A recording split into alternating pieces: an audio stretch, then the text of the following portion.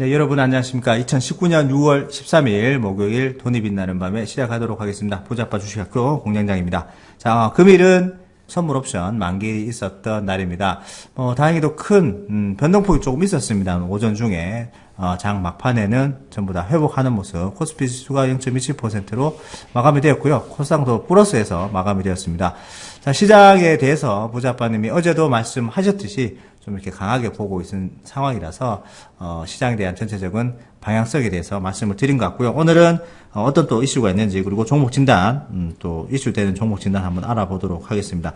자, 오늘 좋은 말씀 해주실 최 이사님 모시도록 하겠습니다. 안녕하십니까? 네, 반갑습니다. 네, 반갑습니다. 네. 네, 시장에 오늘 선물옵션 동시 만기일이 있었던 날인데 오전에 잠시 변동성이 나왔습니다만은 오후에 거의 다 포합권으로 마무리가 되었습니다. 오늘은 이제 쿼드러플 위칭데이이기 때문에 네. 실질적으로 변동성이 좀 많이 나올 수 있다. 네. 그런 말씀 좀 드렸었고, 또 시장이 가지고 있는 어떤 변동성도 네. 이게 보통은 보면은 그 만기 같은 경우는 마지막 순간까지도 이것을 그 안심을 하기가 좀 어렵거든요. 네네네. 네, 보통 마감 10분 전에도 막 그 변동성이 크게 나타나기도 하는데, 오늘은 이제 아침부터 계속 쏟아졌었단 말이에요. 네네. 쭉 쏟아지면서 이제 오후 들어서면서 들어올리는 그 형태의 모습으로 갔거든요. 네. 근데 이 부분은 이제 사실 어제까지만 하더라도 선물 옵션에 대한 그 만기일에 대한 전망이 대체적으로 만기를 연장하는 롤오버 형식으로 갈 것이다. 네네. 이렇게 전망이 많이 나왔어요. 왜냐면은 이제 선물하고 현물 간의 어떤 가격 차이가 그렇게 높지 않다. 네. 그러니까 만약에 이런 부분이라면은 이게 상당히 저평가됐다. 이걸 뭐 스프레드 가격이라고 하지만은 이런 네. 것을 이 괴리가 좁다라는 부분이 나타나면서 이제 큰 문제가 없을 것이다. 이제 더 벌어질 때까지 이제 그 만기를 연장할 것이다. 뭐 네네. 그래서 매수 우위로 진행될 것이다. 이런 전망들이 나왔었거든요. 네네. 근데 이게 아침에 쏟아졌어요. 네. 쏟아졌다라면은 전망이 조금 다르게 되는 부분이잖아요. 네, 그렇습니다. 그렇지만은 이런 전망 그대로 연결이 되는 것이 이제 오후 들어서면서 나왔기 때문에 이런 내용들은 뭐 오늘 시장에서 잘 반영됐다고 보시면 되겠습니다. 그래서 장중에 한번 변동성을 가지고 한번 흔들어야 되는 모습이 좀 있었는데 뭐 네네. 특별한 부분은 아니었다라고 보시면 될 것 같고요. 그냥 오늘 변수가 나온 것은 이 만기일에 대한 변수보다도 네네. 그냥 뭐라 그럴까요? 미중 무역 분쟁에 대한 어떤 부담감 뭐 그런 것들이 계속 작용했기 때문 아니겠는가 이렇게 좀 예상이 되는 것 같습니다. 네네. 뭐 시장 방향성에 대해서 뭐 가타부타 말을 하기는 좀 그렇습니다만은 네. 일단 뭐 강하게 하락했다가 상승하는 부분에 대해서는 좀 시장을 좀 받쳐주는 모습들을 좀 보여주고 있는 것 같은데 오늘 부자빠님 좀 재밌는 말씀을 좀 하셨습니다. 오전에 나오셔가지고 네. 풋옵션을 이렇게 어제 방송을 한번 보시면 아시겠습니다만은 선물 옵션에 대해서는 요 근래 이제 많이 보셨는데 풋옵션에 대해서 오늘 오전에 보시더니 야 이거 장 막판에 조금 다시 들어올릴 것 같다라는 말씀을 하시면서 실제로 풋을 매도를 하셨어요. 네. 풋을 매도를 하셨는데 장 막판에 뒤에 시장에 쭉 이제 꼬리를 달고 올라오면서 다시 한번 수익이 나시는 그런 걸 보면서 야 이제 부자빠는 직관이 진짜 무섭구나라는 것을 다시 한번 느꼈습니다. 그렇죠. 그러니까 사실 이런 부분들은 네네. 시장을 상방으로 보고 있는 사람들 같은 경우는 풋을 매도하거나 네네. 아니면 콜을 사거나 뭐 이런 식으로 가야 되는 부분이고 네. 또 반대로 보는 사람들 입장에서는 풋을 사야 되겠죠. 그렇습니다. 근데 뭐 지난번에 이제 시장이 많이 하락할 때 그렇다면 너희들 풋에 질러라. 네. 시장 하방을 보고 있다라면 네네. 나는 반대로 하겠다. 그래서 풋을 지난번에 매도하신 결과를 어제 보여주신 거잖아요. 그렇죠. 그리고 지금 또다시 이제 풋에 대해서 이제 전략을 좀 짜신 거 보시면은 이게 뭐 단기적으로 뭐 대응하실지 아니면 조금 더 길게 보실지 모르겠지만 네. 전체적으로 시장의 방향성은 우상향으로 보고 있다 이렇게 네. 볼 수 있겠죠. 그러니까 지금 시장 상황에 대충 걸맞는 부분이에요. 그래서 저점을 잡은 느낌, 지금 시장이 어느 정도 바닥을 잡았다는 느낌을 우리가 강하게 가질 수 있잖아요. 네네네. 그러면 이런 것들도 장기적으로 좀 판단해 봤을 때 지속적으로 성장할 수 있는 어떤 가능성이 열린다라면 충분히 이런 쪽에서도 뭐 어느 정도 증명을 해볼 수 있는 내용이 아닐까 생각합니다. 그래서 뭐 그런 정도로 본다라면 부자빠님께서 여전히 시장을 좀 좋게 보고 계시는 것이 아닌가 네. 이렇게 예상을 좀 해볼 수 있겠죠. 네네. 참 절묘하다는 생각을 했었는데 네. 실제로 진짜 뭐 행해 보시면서 실전으로 해 보시면서 시장에 대한 그런 견해들이 맞는지 아닌지를 계속해서 끊임없이 네. 그 실전 매매를 통해서 경험을 또 누적시켜 나가고 계시는 걸 보니까 대단하시다라는 생각을 옆에서 했습니다. 예. 지난번에 이런 말씀 하셨어요. 그 시장이 하락한다면 네네. 풋에다가 지르고 네네네. 보여줘라. 네네네. 풋에다가 지를 자신 없으면 말뻥 아니냐? 네, 네. 맞습니다. 말뻥. 예. 네, 그래서 지금 아빠님께서 그냥 상승에 대한 부분들 보여주시고 계시는 거니까 네네. 그렇게 판단하시면 되는 거죠. 뭐 직접 보여주는 사람들 많지 않아요. 그러니까 맞습니다. 항상 그런 부분에 대해서는 우리가 검증을 좀 해야 되는 그런 내용이 있다고 보시면 되겠죠. 네. 뭐 하여튼 뭐 여러분들이 시장 상황에 대해서 그 지수에 대해서 뭐 올라간다 하락한다 아니고 그 종목을 보다 보니 강한 종목군들이 많이 나오니까 상승의 그런 흐름들이 있다. 그래서 시장을 강하게 네. 보시는 게 항상 부자빠님이 이시기 때문에 종목들 위주로 접근해 보신다면 또 시장의 방향이 좀 보일 수도 있다. 이렇게 생각하시면 될 것 같습니다. 자, 뭐 이제 시황 이렇게 간단하게 말씀을 드리면 될 것 같고요. 오늘 선물 옵션 만기일이 뭐 큰 탈 없이 잘 지나간 것 같습니다. 바로 이제 종목 진단으로 한번 넘어가 보도록 하겠습니다. 지금 여기 이제 카톡으로 연락이 오신 종목인데 한진중공업을 싸다고 샀는데 사자마자 이제 마이너스 47%에 감자당하고 뭐 이랬다면서 어떻게 해야 될지 도저히 뭐 감이 안 오신다고 말씀해 주셨어요. 네, 이 한진중공업 예전에도 저희가 한번 진단을 드렸던 것 같아요. 네네. 이 희백조선소 그 얘기잖아요. 네네. 요거는 지금 희빅인가요? 수빅인가요? 수빅, 예. 수빅이라고 해야 네네네. 되죠. 이게 수빅조선소, 그 필리핀에 있는 그거잖아요. 네네네. 그러니까 이 부분이 지금 사실 기업 회생 절차 이런 부분이 진행이 되고 있고 지금 막 이야기가 굉장히 좀 많은 것 같아요. 지금 한진중공업 같은 경우는 전 직원을 대상으로 해서 희망퇴직. 이건 뭐냐면은 그렇죠, 네. 구조조정을 한다는 이야기잖아요.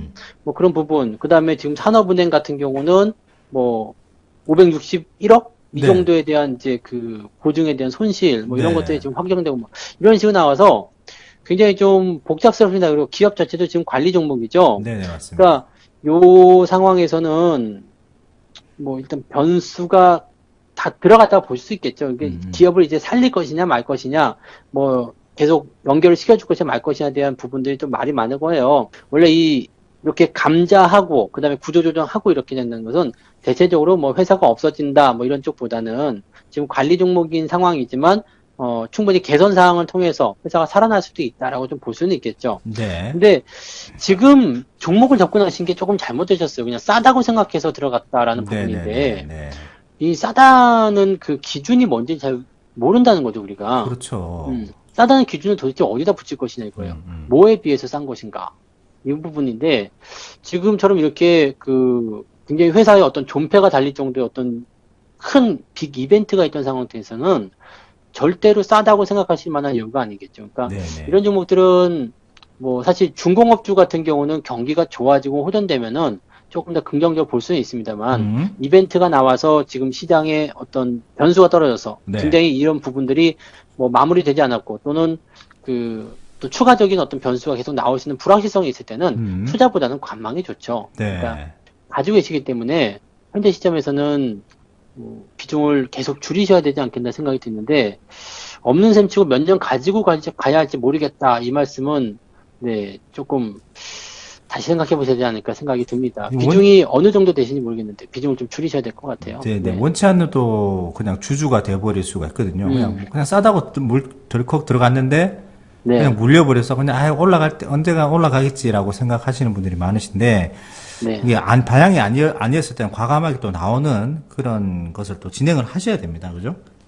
뭐 그래도 이제 회사가 망할 것 같진 않아요. 네, 없어지거나 뭐 그렇게 좀 극단적인 상황까지 갈 것 같지는 않으니까요. 네네네.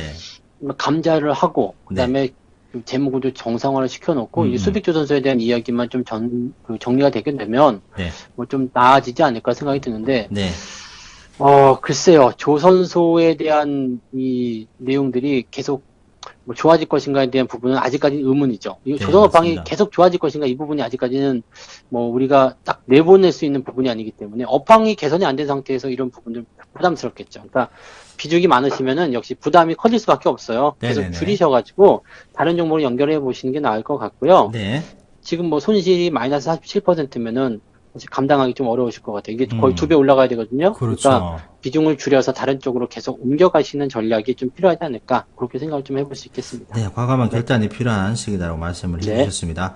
다음 종목도 또 중공업이죠. 삼성중공업이네요.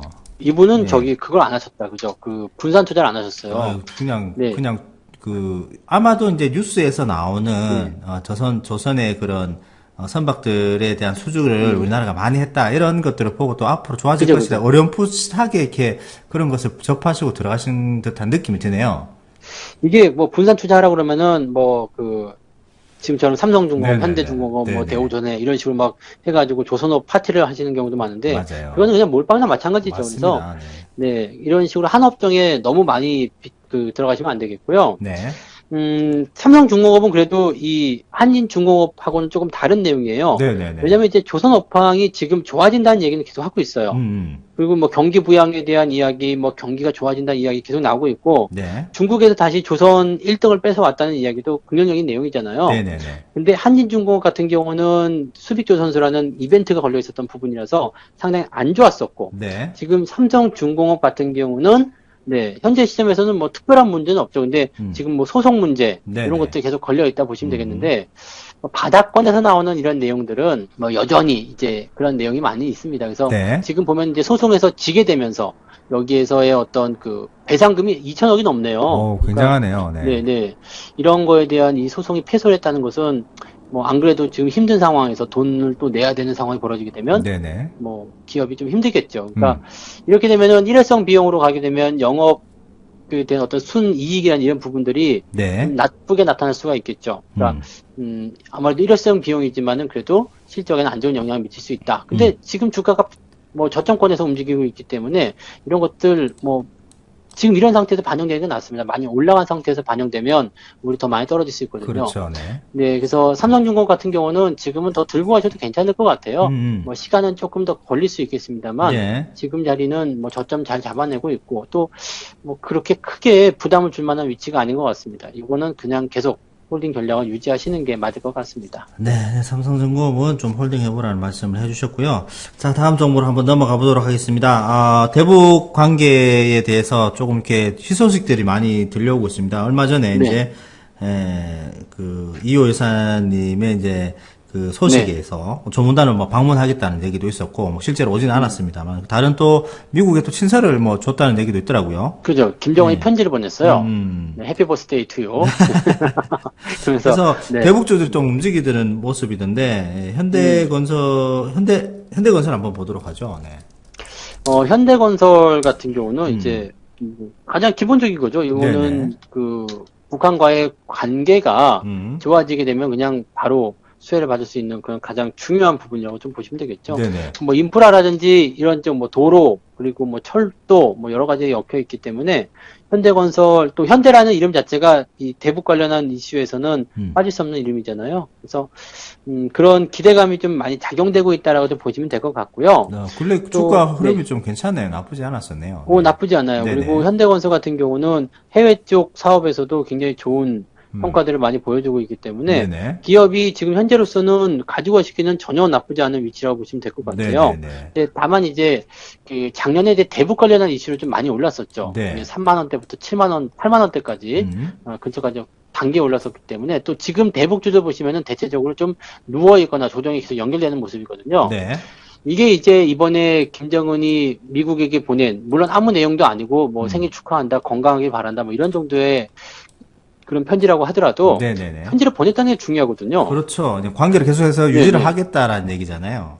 그러니까 뭔가를 해보고 싶다는 얘기고 또 이번에 그 남한과의 어떤 관계도 계속 개선하려는 움직임 보이는 거 보면 네네. 북한이 지금 뭐 뭔가 대화, 제스처, 뭔가를 원하고 있다 이런 얘기라서 트럼프가 지금 근데 이걸 보고서 자꾸 이용하려고 그러죠. 네, 서두를 것 없다, 서두를 것 없다. 그래서 그 얘기를 하고 있어서 북한이 조금 더 다급해졌다 이런 식으로 좀 판단하게 된다라면 북한이 조금 더 열어줄 필요성이 있을 것 같다는 생각이 좀 들어요.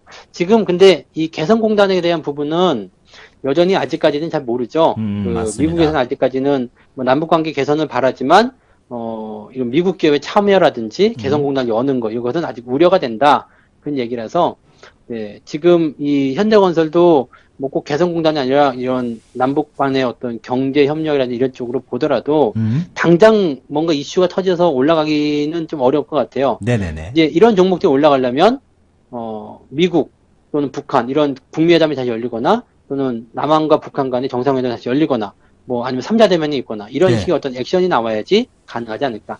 이거는 그냥 보유만 하시면 될 것 네, 같습니다. 현대건설은 보유라고 말씀을 해줬었고, 아까 이제 방금 금방 또 개성공단에서 말씀을 해주셨는데, 개성공단도 대표 종목인 또 인디에프가 아닐까 싶은데요.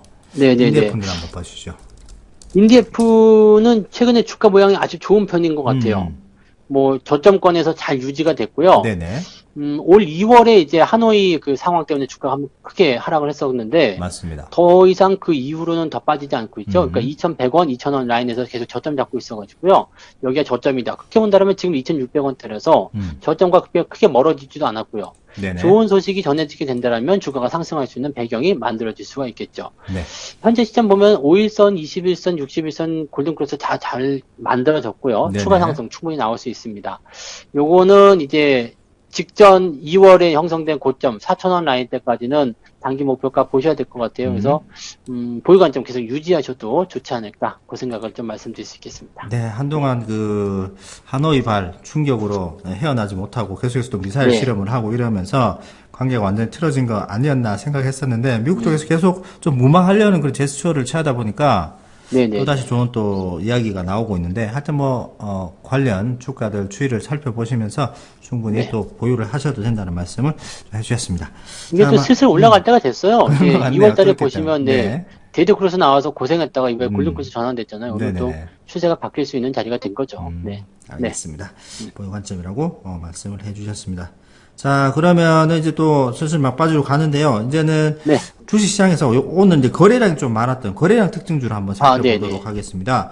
오늘 거래량 많았던 종목들이 꽤 있습니다. 그 중에 탑이 또 SG 세계물산이 아닐까 싶은데요. 네. 네. 이 SG 세계물산은 이거 도대체 왜 오른 건지를 모르겠어요. 네, 특별히- 그냥 근데 차트의 모양은 올라가기 좋은 흐름이죠. 네, 딱 좋은 흐름을 네. 만들어 놓고 네, 있었죠. 네. 예. 작년 11월부터 해서 꾸준히 올라갈 수 있는 포인트를 만들긴 했는데 이유가 없어요. 이유가 없는데 뭐 어쨌든 뭐 주가가 오르는 것은 이유가 없이 올라가다가 네네. 이게 급등을 하고 나면 뭔가 이유가 나오게 될 겁니다. 음. 그러면 이유가 나오면 매도를 좀 해야 되겠죠. 네네. 네, 지금은 이제 거래도 많이 터졌고요. 그 다음에 오늘 같은 경우는 위아래 꼬리가 좀 많이 달려있는 모습인데 이 자리에 변동성이 나왔었던 이유는 딱 보시면은 좌측편에 2017년도 고점, 2016년도 고점 그 매물대에 들어간 거죠. 네네네. 그래서 이제 딱 들어가는 것 같네요. 네. 이게 어제 상한가 올라갔을 때는 그 다른 매물대를 통과했죠. 1200원대 매물대 그냥 바로 뚫고 올라갔는데 네. 그 다음 매물대에서는 이제 힘이 조금 딸리는 것 같아요. 그렇다면 현재 시점에서는 1200원대부터 1400원 요 사이 구간에서 어떤 변동성을 보일 것 같습니다. 그러면 네네.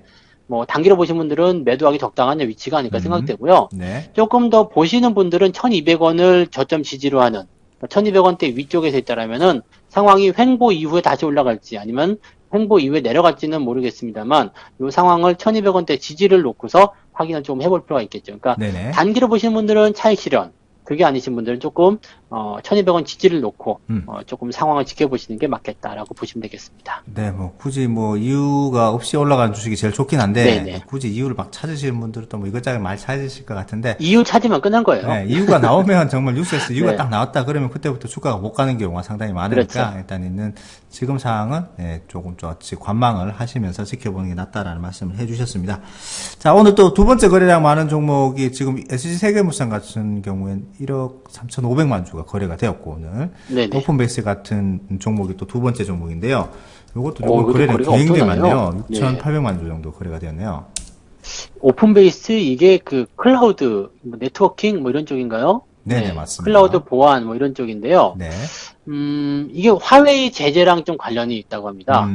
왜냐면 이제 클라우드 쪽에서 지금 인텔, 퀄컴, 네. 그다음에 보르도컴 여기에 이어서 이제 마이크로소프트가 또 지난달에 화웨이를 또 제외하겠다 뭐 이런 얘기가 나왔죠. 그렇죠. 그러니까 네네. 지금 미국 기업들은 대체적으로 다 화웨이를 제외하고 있는 모습이에요. 그러면은 화웨이를 제외가 되면 이 경쟁 상대인 기업이 어디가 있겠느냐? 네. 우리 이 오픈베이스가 그런 식으로 떠오를 수 있다는 떠오를 수 얘기죠. 있다. 충분히 가능성이 있다. 오픈베이스 같은 경우가 이제 작년도에 미국 기업하고 같이 이제 파트너 계약을 맺고서, 네네. 이것도 단독이죠. 단독 파트너 계약 맺고서 이제 클라우드 보안 시장에 진출했기 때문에 뭐 미국 시장에 진출해 있는 상황에서 화웨이 제재가 들어갔기 때문에 경쟁 상대가 없어진 거잖아요. 그러면 여기에 기회가 될 수 있겠다. 이 생각이 지금 올라온 건데요. 네네. 주가가 올라가긴 올라갔는데 거래가 좀 많이 터졌고요. 많은 사람들이 또 주목을 좀 했어요. 그리고 지금 변동성이 딱 나오는 구간을 보니까 고점대. 야, 정말 이런 그 변동성 나올 때 보면은 이런 매물대에 딱 들어맞는 거 보면 신기하죠. 그렇죠. 네. 네. 2016년, 앞에 그만큼 많이 네. 물려 계신다는 얘기가 되니까. 그렇죠. 네네. 그러니까 그 매물대 이런 그 저항에 대한 부분들은요, 여기에 사람들이 많이 물려 있다. 네네. 그래서 여기 시점에서 이제 본전을 찾고 떠나려는 사람들이 많다. 이 매도 물량이 많으면 주가가 단기로 들어갈 수밖에 없습니다. 네네. 그러면 단기로 보신 분들은 당연히 여기 시점이 매도하기 좋은 자리다라고 말씀드릴 수 있겠죠. 네네. 그다음에 신규 접근 당연히 안 되겠고요. 가지고 계신 분들 나는 단기로 안 보고 길게 보고 싶은데 하더라도 지금은 비중을 좀 축소해 보시는 게 더 유리하지 않을까라는 생각이 좀 듭니다. 네네. 네. 자, 오픈베스 거래량 상위 종목까지 말씀을 해 주셨습니다. 자, 시장이 이제 6월 중순으로 들어가고 있습니다. 정말 시간이 빨리 지나가는 것 같은데, 그간에 이제 좀 많은 일도 있었네요. 굉장히 아픈 조정도 있었고, 또, 아픈 조정을 그냥 눈 깜짝하고 그냥 돌아서듯이 또 상승 분위기로 반전하는 모습들이 있는데, 시장에는 항상 이게 변동성이 많이 상존하는 것 같아요. 그렇죠. 그래서 지금 예전 이제 외국의 유명 펀드 매니저들 같은 경우에는 이제 변동성이 너무 없는 시장이다. 그래서 이제 수익을 내기 힘들다 하는데, 우리 국내 시장의 종목들로 접근하면은 변동성이 있고 꽤 큰 종목들이 있는데 변동성 싫어하시는 분들 굉장히 많잖아요. 그렇죠. 변동성 네. 싫어하는 사람 굉장히 네. 많아요. 근데 결국 변동성이 우리에게 수익을 주는 중요한 요소가 그렇죠. 아닌가 싶습니다. 네네네. 그래서 오늘 제가 이제 마지막 구호로 말씀드릴 것은, 변동성은 우리에게, 네. 변동성은 투자자에게 꼭 필요한 요소다. 이렇게 마무리하려고 합니다. 그렇군요. 전 네네. 변동성은 사랑하라 이렇게 나올 줄 알았어요. 그것도 괜찮네요. 간단하게 할까요? 네. 변동성. 사랑해도 괜찮고요. 사랑해도 좋아해도 괜찮고, 좋아해도 네. 괜찮을 것 같습니다. 네, 그러면은, 네, 네. 좋아하는 것보다 사랑이 나으니까 사랑으로 가시죠. 네. 알겠습니다. 알겠습니다. 제가 앞부분하고 뒷부분 해주시면 될 것 같습니다. 네. 자, 주식 투자에서 변동성을, 사랑하라! 네, 감사합니다. 꼭 사랑해주세요. 네.